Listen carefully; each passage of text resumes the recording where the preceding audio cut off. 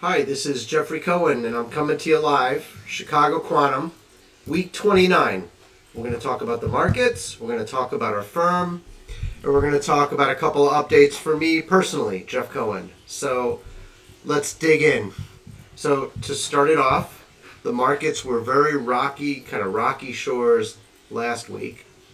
And this week we decided to call it Breathtaking. Because actually, it's been quite exciting with earnings season and with all the changes.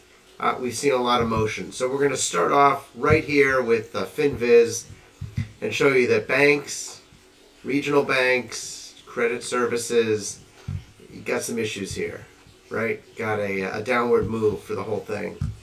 Entertainment, the large players are down. Telco is down.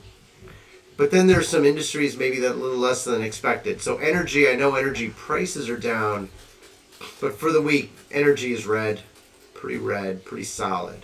Consumer defensives, pretty red except for discount stores, right? So we're seeing maybe a COVID scare, maybe a reopening scare or reinflating scare, and you see it with basic materials. So building less industrial. Industrial's pretty mixed, but energy, we definitely see the downward play here. And then, it's pretty rough. So let's just start by sharing that. Biotech, pretty mixed for the week.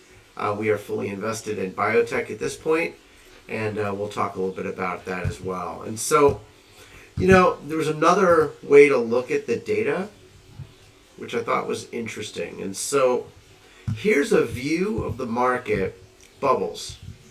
So you can see in terms of falling, right, Intel. Usually Intel falls around their earnings, and you can see no difference here, down 6.3% for the day. FTI's been falling quite a bit, but I don't know what this company does. Robert Half is up, which is great. Facebook, look at this movement. So Facebook, Google, or Alphabet, they're up, they drive the market up, right? MasterCard. And so when a couple of big names go up, it has enough heft to lift the indices. But then companies that we have things to do with because of like their quantum play, Honeywell's down 2.5%, but you can see it's after a pretty nice upward spike. And the rest of the market is pretty much right in this 0 to 2% up, by industry. So this is great way to see the market. I recommend you look at it each day, each morning, each week. Let's take a look at the futures, right? This is for the week. I'm just going to refresh it, make sure you have the most current. And what you see here, so, red and green, starting at the bottom, platinum's down, hogs are down, right? Hogs are down 13%. So I'm not sure why meat would be down, but it is, right? But cattle's up 1 point, and that actually makes it look green. Soybean is down, so maybe there's an issue with exports.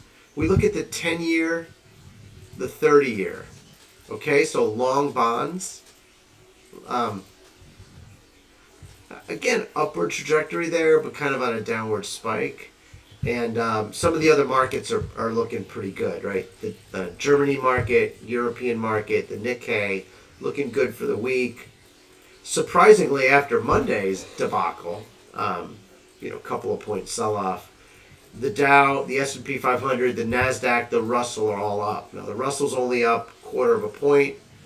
But take a look at that. The S&P is up almost a full percent for the week, which is great.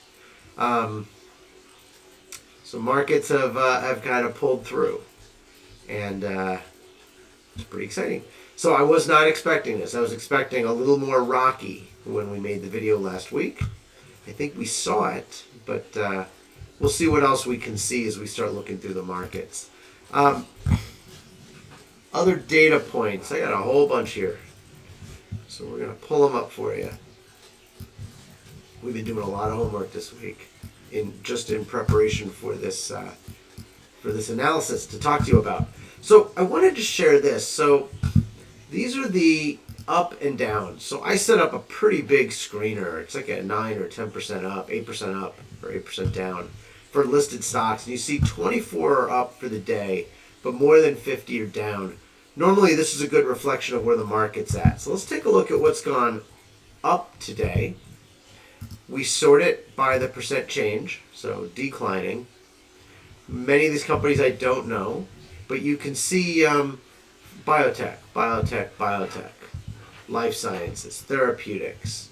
So lots of biotech, lots of therapeutics, and it's interesting, right? So they're up, and I'm looking. When I look at this, I also look for companies that show up in our Chicago Quantum Net Score. Not seeing a lot right now. So for these companies, so a lot of biotech going up.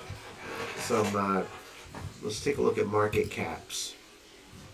Tiny market caps. Look at that, under $1 billion, up to here. So small caps moving.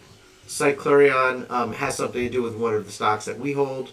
It's a biotech, and so you can see there's some movement around the small caps. Now Snap, that's interesting.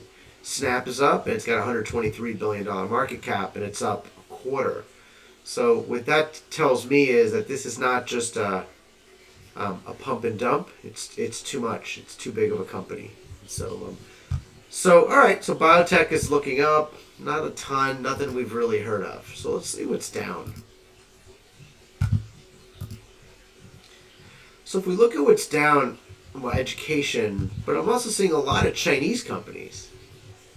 New Oriental, Gaotu, China Online. And then you got, again, some biotech, Boston Beer Company, Sam Adams, down a quarter, which is pretty rough right there. But you kind of look, and the big thing here is a DD, and anytime you see limited, you know it's not a U.S. company. So some biotech is down, and some global stocks, some Chinese stocks. That's a lot of stocks that are down. And then we're going to flip to the next page. Again, more Chinese. Don't know what Billy or Yunji does, or a Klupin Group Holding. That sounds Dutch. But a lot of foreign stocks are down. You know, I don't remember seeing so many foreign stocks in the New York Stock Exchange. But and then there's one of ours, Satsuma. So this is a heartbreak. I got to tell you guys, got a lot of money invested in this stock. Down almost 10%. And small cap, this is what happens when you invest in biotech, small cap. It can move from right out from under you. So, and there's more. You can see there's 78 stocks that have dropped. Now another biotech, this was called by the model, I don't know, about 6 months ago, as Series. They Nestle took an interest in them, and they've come way back down. Haven't looked at them since, but so biotech's up, biotech's down. It looks like there's a bifurcation there in the biotech market. And if we look back at the S&P 500 and we go back to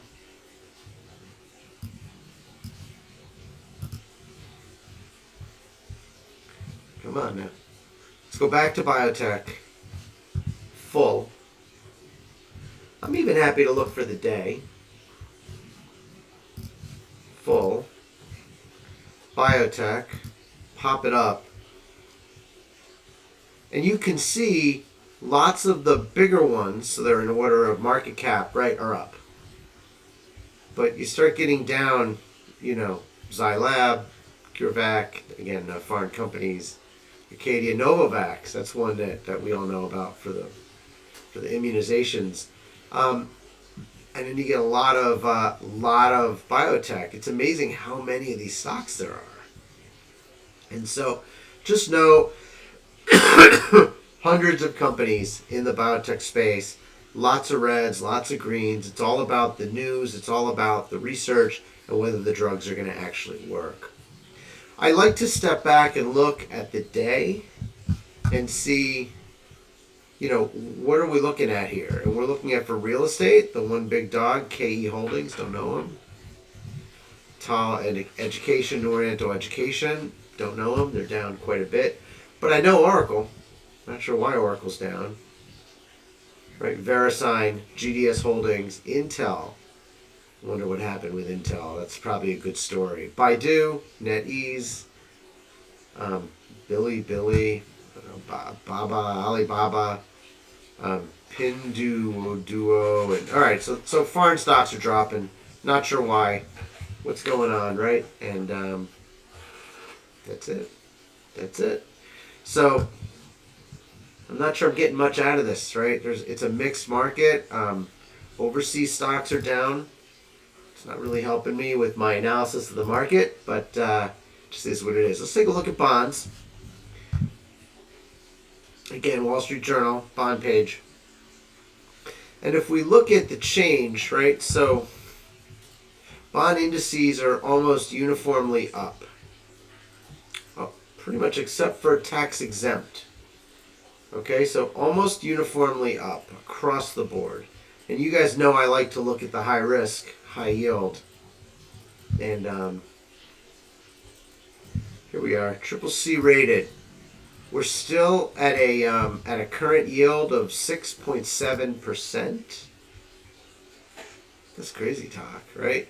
That's those are very low yields for companies that need money that probably can't pay it back, or that are high risk. So still the lending windows are open. I'm going to talk a little bit about that later on. Maybe I'll jump ahead. So we look at, there's a thing called a repurchase agreement. So what happens is U.S. banks, U.S. financial services firms need to have enough money during the day overnight, mostly overnight, right? And so they do repo agreements with the Federal Reserve Bank in New York. So the question is, how's it going? So these are Treasury securities sold by the Federal Reserve in temporary open market operations. And then, so what happens like at night, they come and they say, all right, I'm JP Morgan Chase, my nice tie on, and I'd like to give you some securities to hold for me. I'll take, no. I'd like to, I'm sorry. I want to park my reserves. I want to park my cash. I'll pick up your securities. I'll earn some interest. I'm going to give you back the cash. Because I got too much cash, right? So the question is, how much cash are we talking about? So if we go back historically to 2017, 2016, this thing maybe spikes to like 400 or 500 billion. But for the most part, you're talking about a couple of billion, 10 billion. Oh wow, big day here, 64 billion, right? So, but if we focus in a little closer, 2018 to today, you see that we have a massive amount of liquidity in the largest banks, and it hit just about $1 trillion. So I want you to imagine for a minute, your JP Morgan Chase, your Citibank,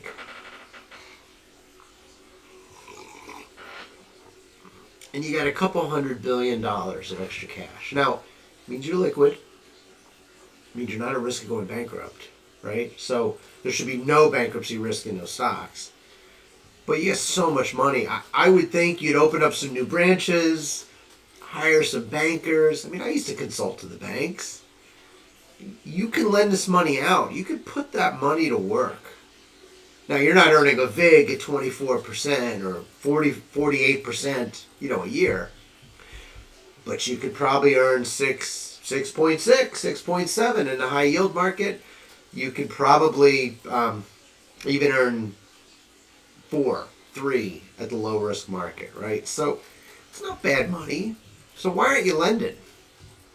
Why are you at $900 billion parked overnight? Make some loans, right? So I look at this and I think this is one of the reasons why the stock market is not crashing.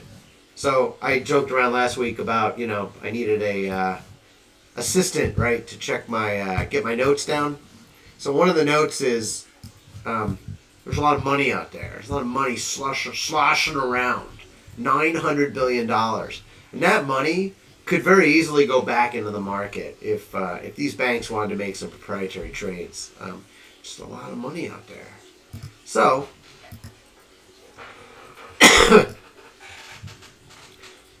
so there were a few other things I wanted to check. I wanted to check exchange rates.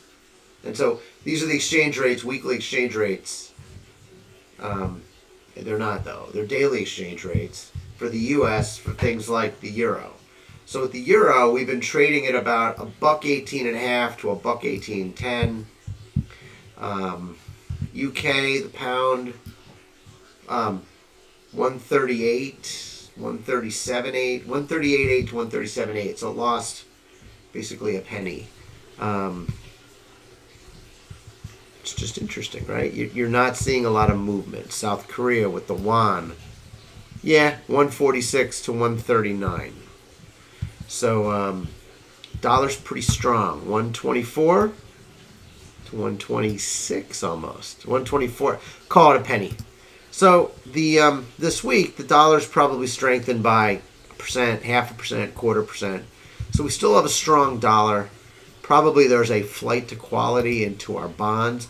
Let's see what our bond yields are looking at. You know me, I like to look at the government bond yields. So this is a yield curve. FINRA, love FINRA. They do a nice job. And you can see the 30-year bonds are at 1.9. Now, I remember not long ago that number was like 2.8. So why are the longest bonds so cheap? 10-year money. Oh my God, 1.27. I remember when this not long ago, maybe it was week 20, week 22, this number was 1.7. And so you've given back more than a third of your interest. And that means bond prices are up. Flight to quality.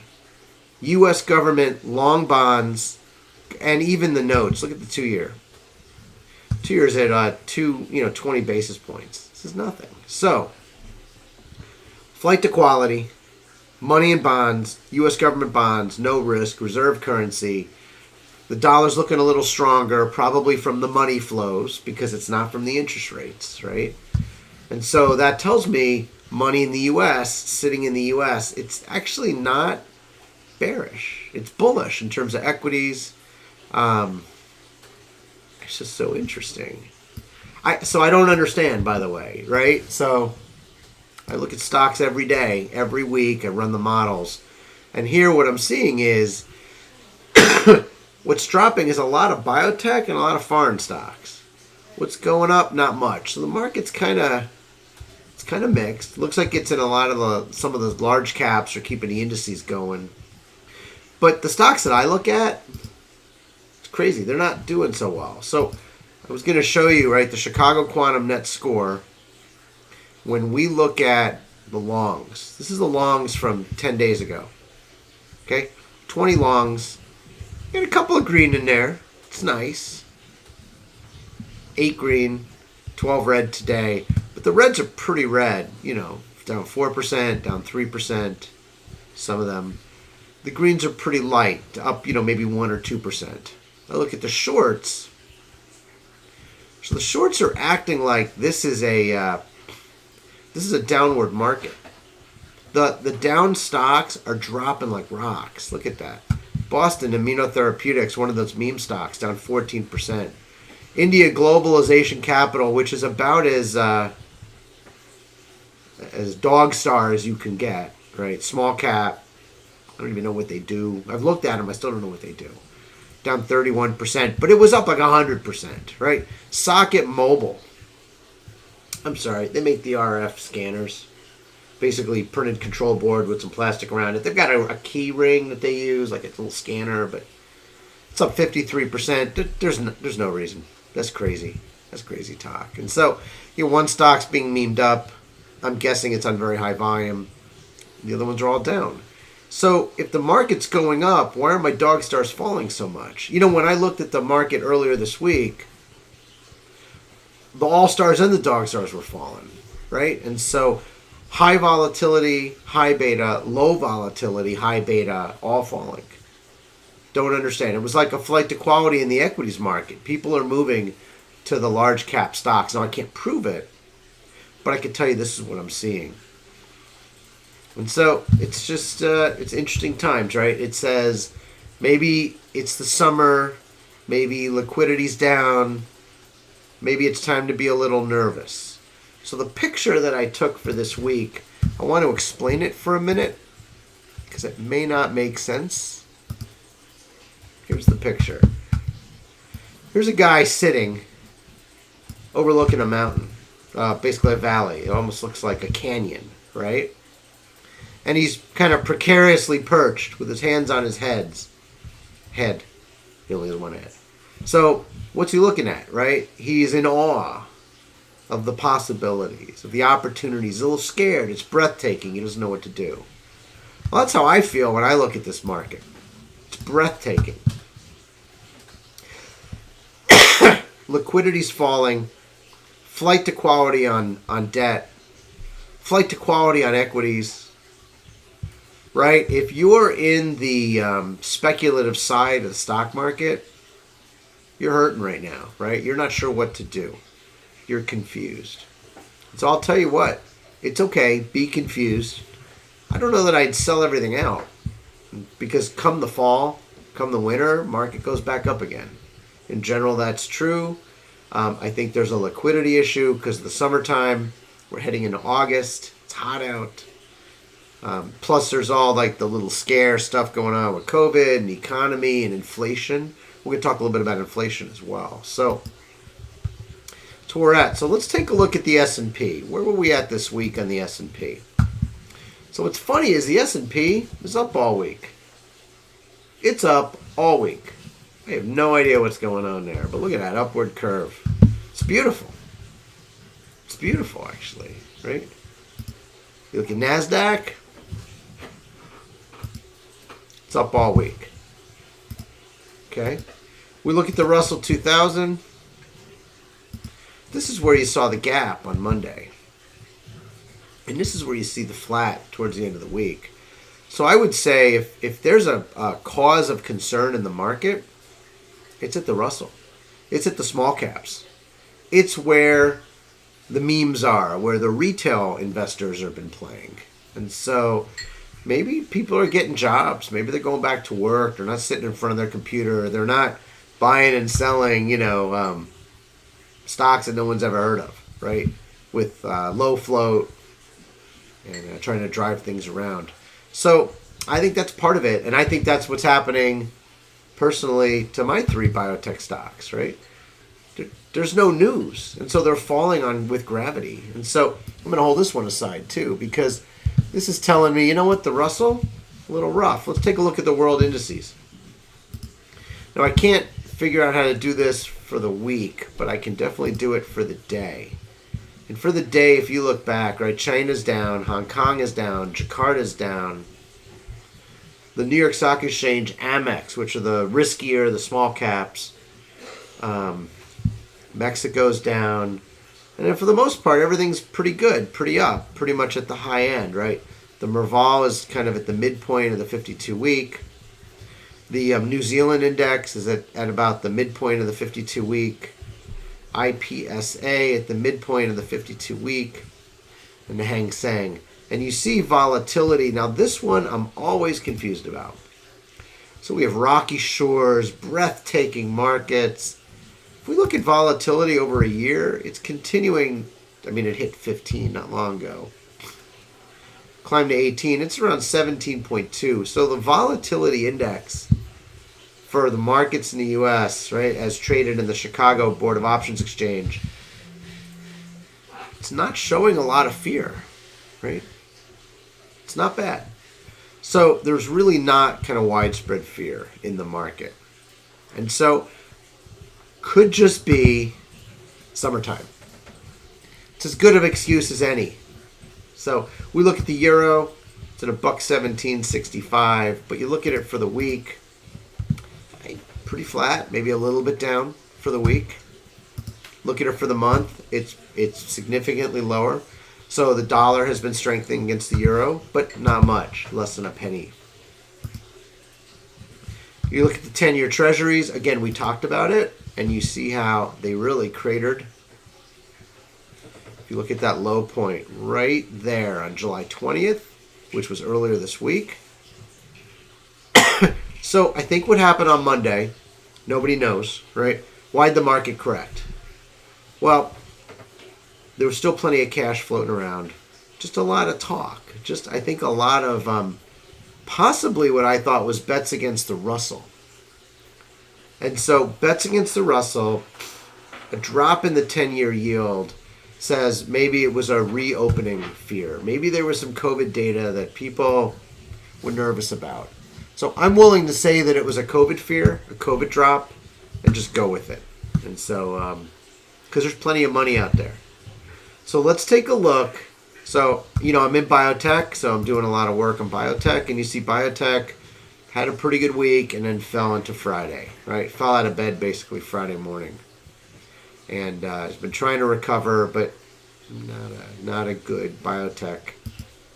And you see biotech, really was up in the beginning of the year and has been pretty flat since then. So, there were some FDA issues, right, with the Alzheimer's, and concern about maybe their drug approval process is a little amiss. So, you can understand that. Let's take a look at our biotech stocks and how they're comparing. So, we have Atsuma, we have Akiva, we have CRBP, and then we have some calls, some January 2022 calls, which we bought this week. And so, yes, Atsuma decided to fall 11.4% today on no news and on low volume. And so, no idea. It's just the curse of the thinly traded stock. I've taken out my holdings information for everything but the options, but still holding. Just want to, I don't want the numbers to get in the way of kind of what I want to talk about. So if you take a look at the volume, 33 options traded today. That's not a lot. But Satsuma, 117,000 traded. Normally you trade about 300,000. CRBP, about 1 million, normally trades well above. Akiva is trading above. And so the question is, why are these stocks going crazy? Satsuma's down to 1.22 times book at this price. It's basically a giveaway. These are all under 2. And so there's a tremendous compression in these 3 biotech valuations. And at this point, weekends are going to fold. Right now, we've got, we're holding a cash account. So we're just going to wait. We're going to wait it out.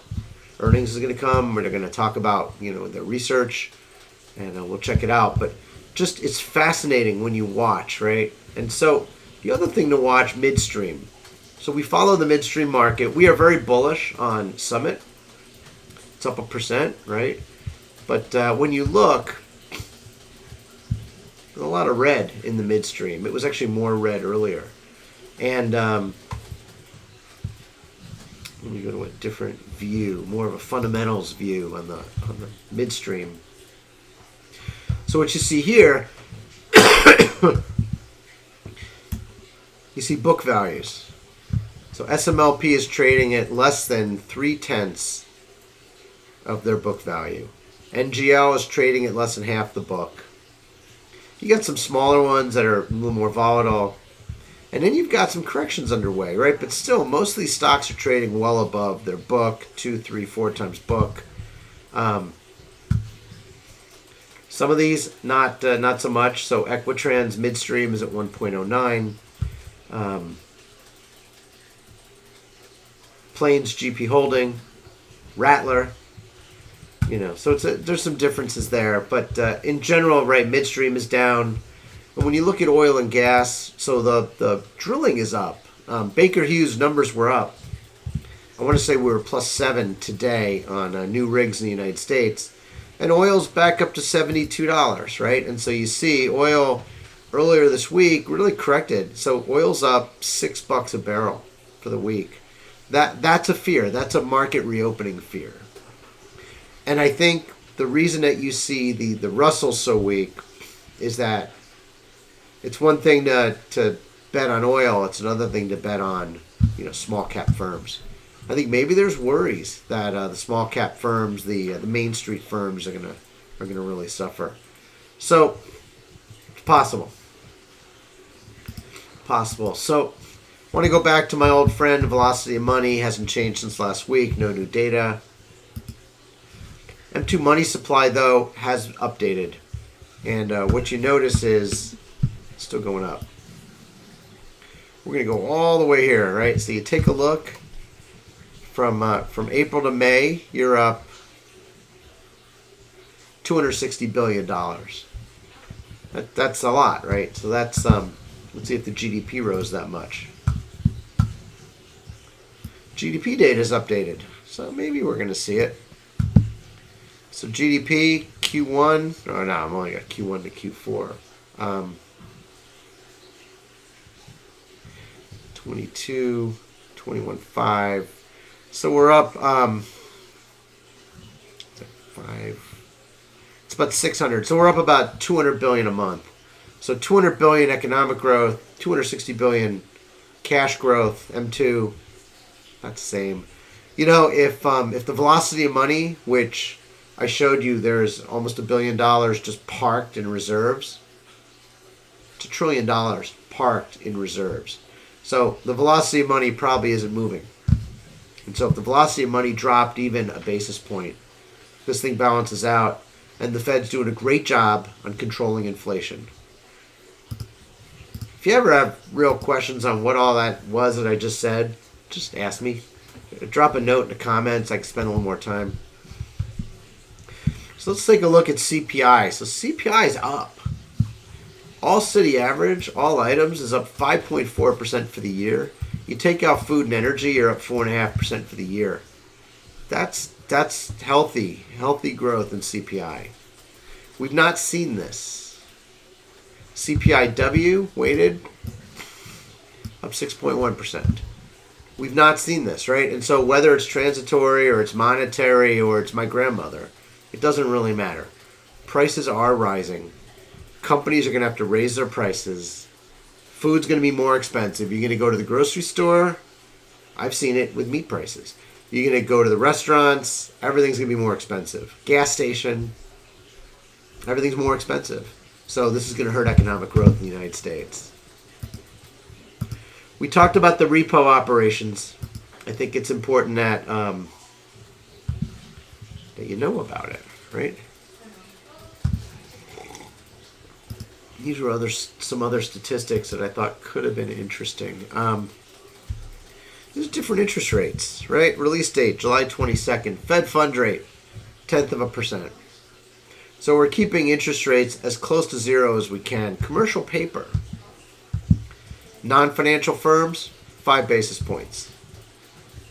Discount window, primary credit, 0.25%.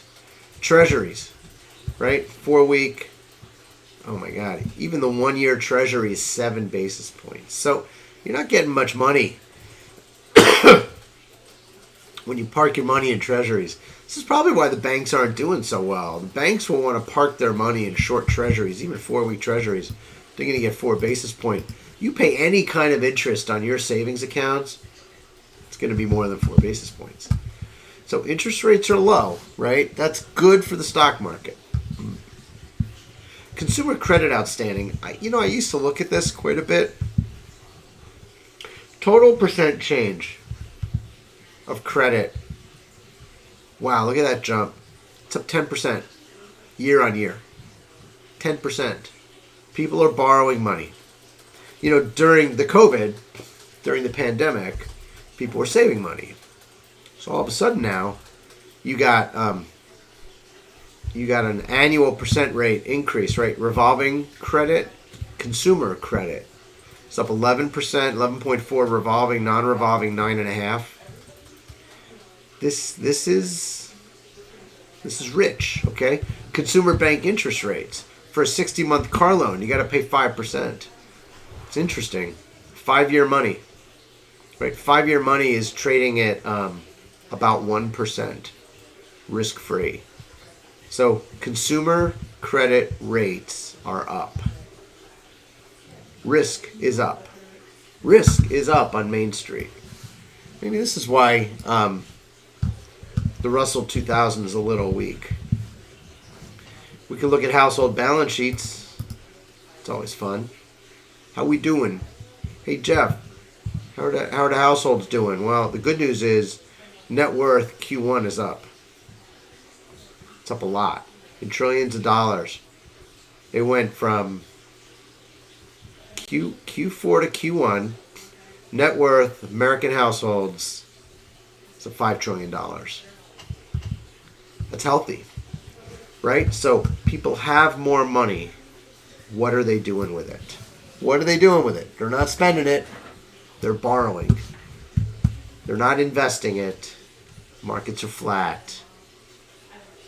I don't understand what's going on. There's more. I'm just going to get out of it. I don't care.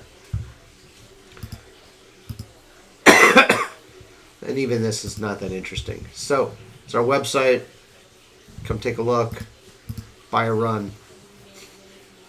By the way, we have a sample report from June. If you're interested in what a run looks like, all the different ways that you can understand stocks, all the stocks that validate, all the stocks, 3,650 stocks this week. It's not that expensive. It's between $500 and $1,000. Plus, you get an hour of my time, which is $200 for free. I'll spend time with you and we'll go through the report. I'll even sit with you with a cup of coffee if you live anywhere near Highland Park, Illinois. Easy to contact. Name, address, phone number, right? Just give us a shout. And I publish a lot of research, publish a lot of market data, and publish things like negative beta stocks, highest yielding stocks, stock splits, all the validated tickers, trading ideas, you name it. We're here to help. It's how I make a living, right? So let's talk about that. So let's talk a little bit about Akiva. Excuse me, by the way. I promise I do not have COVID. I had a COVID test, but I've been fighting a cold for a while now. And so if you look at Akiva, Akiva is with the candles, actually with the colored bars. And I compare it to, in purple is the XBI. So that is the pharma, S&P pharma ETF, biotech ETF. And then I compare it to IWM, which is the Russell 2000 ETF, which is small cap proxy. So you should be seeing Akiva and all three of our stocks floating in this range, in between these two. But what you see with Akiva is it overperformed, it underperformed. It overperformed, it performed, it overperformed, and it underperformed. So it's moving. It's moving, it's range bound, it is reasonable in the way that it's moving. And so when I look at that, I think, okay, it's probably going to come back, right? I don't know when, but it's probably going to overperform again. I want to compare that with CRBP, which is Corbis, which is another stock that we hold. We're going to make that blue. And you see with Corbis, it's just a chronic underperformer of Akiva and of the indices. So Corbis is basically on a going out of business sale, right? No one likes this stock. It's a crap stock. Why do I hold it? No idea. I can't even remember why I bought it in the first place. Atsuma. We're going to make it orange. It's a citrus. And you see Atsuma underperformed. No. There we go. Let's go back to 6 months. Atsuma, right in the range there, which is nice. 6 months. Atsuma overperformed for a couple weeks after the model picked it. Actually, the model said, don't buy it. It was a dog star. And now it seems to be, well, right now it's in the crapper, but still doesn't look too bad. We look at it over the 6 month. So it's kind of in the range too. So these stocks are all kind of moving in a range. They move in different ways. So what I like about it is all three stocks typically counterbalance each other. The problem I'm having now is they're all down today. This is a rough time for our three biotech companies. but at least you can develop your own way to figure out a range. Put an index up, whether it's the S&P, the QQQ, S&P 500, the NASDAQ Composite, the Russell, the Wilshire 5000. Find an ETF, make those your swim lanes, and then you can see how your equities are doing, how your picks are performing.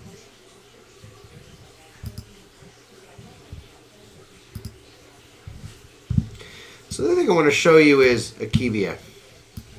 So we bought some options. I'm going to make this bigger, a little hard to see. It's interesting, right? So I'm not an expert on options right now. I'm doing some homework. I'm going to talk about that at the end in terms of what we're doing. This is the Chicago Board of Options Exchange website. Love the website, by the way. They do a great job.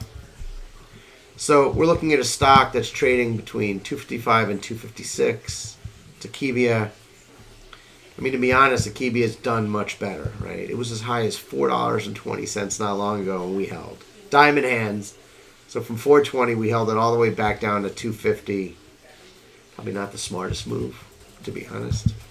But it is what it is.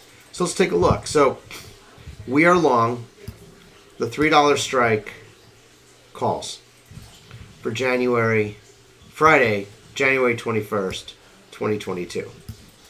So what do we like about it? Well, the open interest in this is 431 contracts.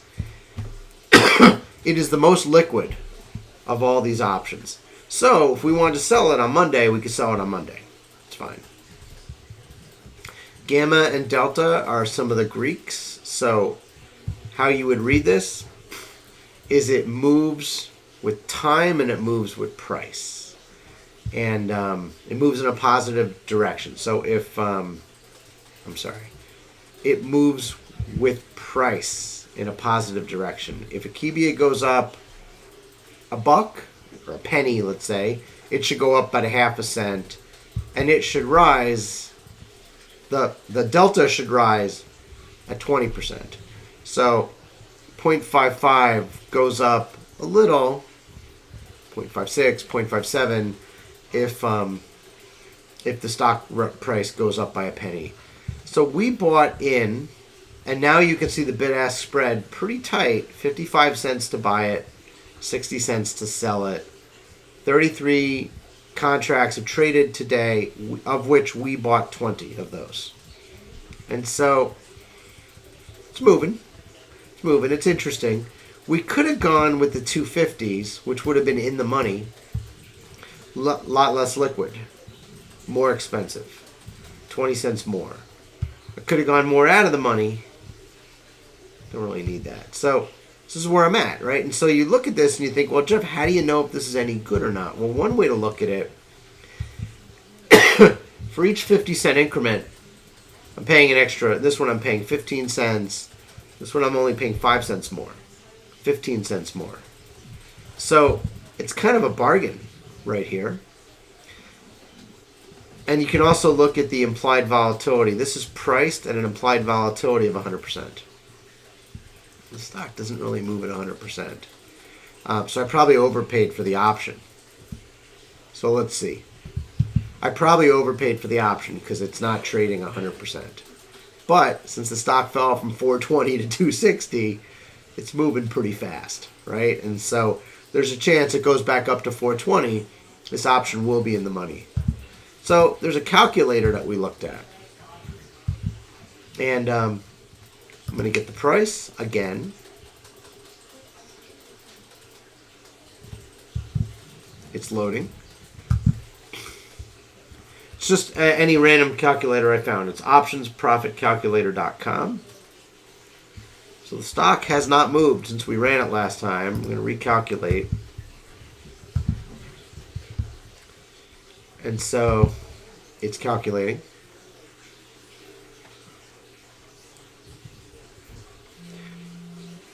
It's fascinating that the stock does not move. Only once we're in it. It just goes down. Right? I'm not sure that's funny, actually. We're going to let this calculate. This looks like it needs a little spare time. So let's come on back over. Oh, these are the things we already talked about. Let's see what I had else on the agenda to talk about. Yeah, option strategies, things like that. Nope. So it calculated. It says I have a 28.7 chance of probability of profit at the time of expiration. And so it's not a great option, right? It's most likely not going to make me money. But the way you look at it is I'm not looking to hold it forever. So if I hold it until the stock goes up to $3, you can see that in August it's profitable. September, right? November. So what happens is if I hold it all the way to expiration, it's got to go to $3.50. But the truth is, the stock will become profitable. The option will become profitable, meaning it'll be worth more than what I paid for it. It doesn't have to go up very much. 260, 270, 280. And what happens is, for this thing to go up 100%, it's telling me it really only has to go up to 330. Now, I may not be understanding this correctly. And I'm sure people will make comments or reach out to me on Twitter, Chicago Quantum. But if it goes to 330 a share, if there's any good news about their drug, I'm probably making 100% on the option. Now, let's be honest. The stock could drop to $2. Not unusual. I just lost half my money on the option. Probably trades at a quarter or less. And so it's a leverage bet. The good news is it's not a very large bet. It's not a very large monetary bet. And if the stock were to go to $5, wow, forget about it. This thing goes through the roof. New car. I'm going to enjoy that new car smell if Akiva goes to $10 while this option is still, has time on it. So it's a thing. It's only a 29% chance of making a profit. Not great. So that's the main part of our discussion in terms of the markets. Now we're going to talk about the firm. What are we up to? Jeff, what are we up to? Well, the first thing we're up to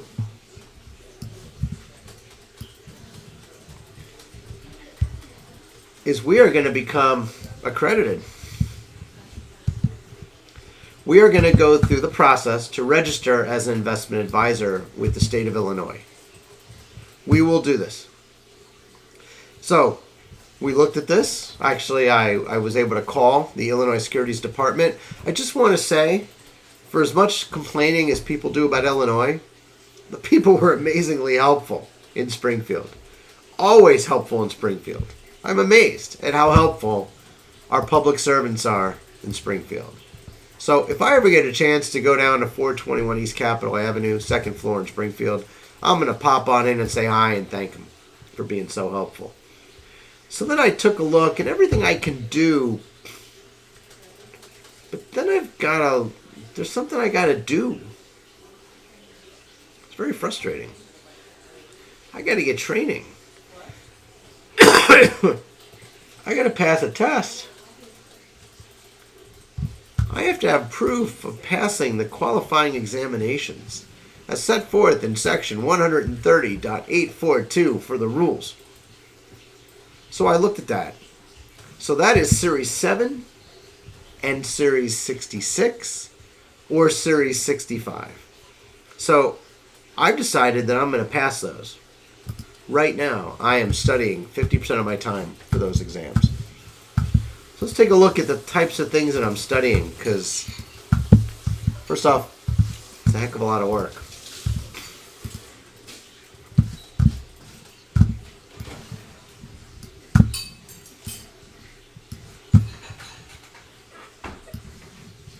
So the Series 65 is 130 questions, multiple choice. You get 3 hours. It's $187. I'm hoping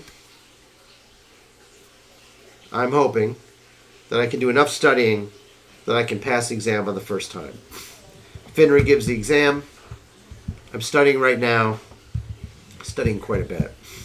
I'm also studying for the Series 7, which would allow us to be a stockbroker company. So not only do we do investment advisory, but we can also be a brokerage house. We'll see how we do. And I just want to share with you guys that we're doing this. We will be following through. We will be passing either the Series 7 and 66 or the Series 65 to be a registered investment advisor in Illinois, and to be more trustworthy, right? More trusted in the advice that we can give clients. Because today, we do not provide investment advice. Today, we provide information based on an algorithmic model. And so it means studying things like option strategies. This is just a few of the pages we had up. The Securities and Exchange Act of 1934, the Securities and Exchange Commission and what they do, right? Talk to me, Jeff. What do they do? And there's so many more. If I go to other benchmarks, investment advisor, put options, call options, special memorandum accounts, short margin account balances, right? The Greeks, box spreads. I mean, you got to know all this stuff. You have to know about bonds. You have to know about stocks. You have to know about margin. So many things. And so we're studying. We're doing great. We love it, by the way. It's fun. It's actually a lot of fun. Very much looking forward to it. And we're going to pass. Finally, for those who are more curious about our quantum work, we did our spreadsheet where we showed the $5 billion of either money spent or investment into quantum information sciences firms, industry, or quantum computing companies, and that work is still bearing fruit. So we have not done anything with that. We plan on letting you know. So this was another way to look at the option, by the way. I got a couple other charts I can show you. So right here, if the stock price, this is when we bought our first purchase, which was yesterday, not today. If the stock drops to 255 and it stays there, we lose our shirt. I'll sell the tie. Sorry, I love this tie, by the way. It's Hermes. I love it. But goodbye, no tie. But the stock price goes up to 265 by next week, make some money. You know, if it can actually go up to $3, back up to $3, and it can hold it by August 7, and it'd be great, making 38%. And so it's a leverage bet. Options are a leverage bet, the way that we do it. I know other people, they sell the time spread, they straddle, they sell puts and calls. But for us, I love Akiva. I do. I think it's a great stock. I think it's going to go up. Can't believe I rode the thing down. I'm licking my wounds. And I want to be there when it goes up. I want to have the money. I want to have the leverage. And I want to enjoy the upside when the stock goes up. And that's where we're at right now. So, again, I want to thank you very much for listening. This is Jeffrey Cohen. If you like the video, there's a couple things you can do. One, please hit the like button, the thumbs up. Please leave a comment, especially if you have a question. Subscribe to the channel. So what happens is if you subscribe to the channel, you can actually get a notification that I'm online. That's helpful. You can share the link. That's actually really great. So we post our link on like our Facebook page, LinkedIn page, on Twitter. When we can, we post it on our website.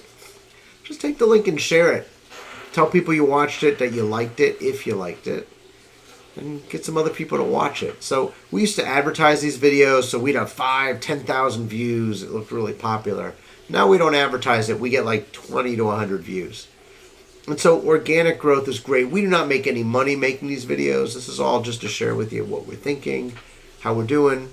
I didn't really talk about the model. I'd prefer if you bought a run, if you want to learn more about the model for this week. But know that you can ask we have a sample report for you. We'd love to give you a sample report if you'd like one. And the place to go for all this information, I'm going to make my picture smaller.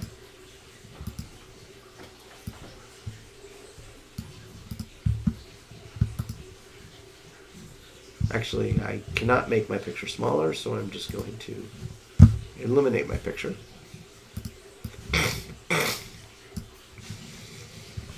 Oh, come on. Get bigger.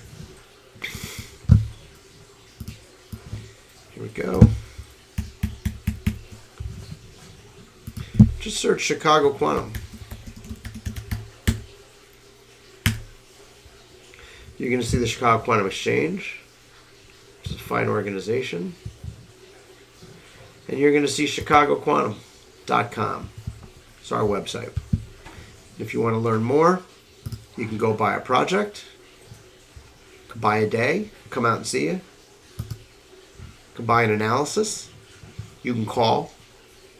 And to buy an analysis, you can either give us the tickers or we do a whole exchange. We got bulls, we got bears. We'll pick either one for you. Or you can buy a week's worth of time, build your own algorithm. You can run it on your own. I don't mind that at all. You can run the job. You get to own the code that we give you.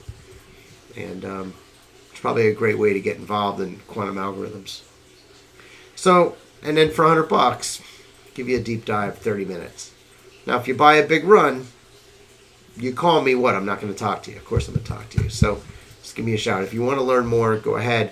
If you actually would like to find out what's in the report, to learn more or to receive a complimentary sample, just fill out the form. By the way, we don't check the form every minute, so if you send in the form, you can also come on over to the contact page, hit the button, click to call Jeff's cell phone.